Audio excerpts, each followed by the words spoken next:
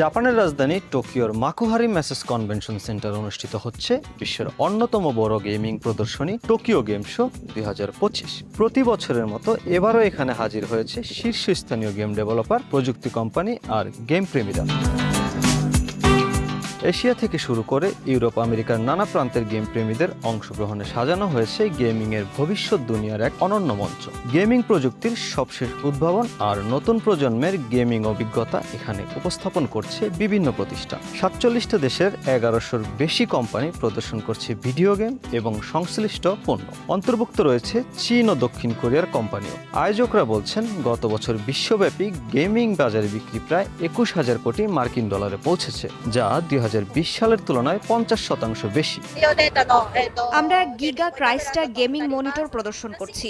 এই ব্যান্ডটি 10ম বার্ষিকী উদযাপন করছে। প্রদর্শনের জন্য আমাদের অনেক নতুন পণ্য রয়েছে। আপনি dragon Quest, final fantasy, tactics, Sonic racing এবং আরো অনেক কিছু চেষ্টা করে দেখতে পারেন। প্রদর্শনীর অন্যতম আকর্ষণ কসপ্লে। জাপান সহ বিশ্বের নানা দেশ থেকে আসা গেম প্রেমীরা জনপ্রিয় গেমের চরিত্রে সেজে হাজির হয়েছেন। কেউ পড়েছেন বর্ম, কেউ সেজেছেন সুপার হিরো চরিত্রে। এই রঙিন আয়োজন অনুষ্ঠানটিকে দিয়েছে উৎসবের আবহ।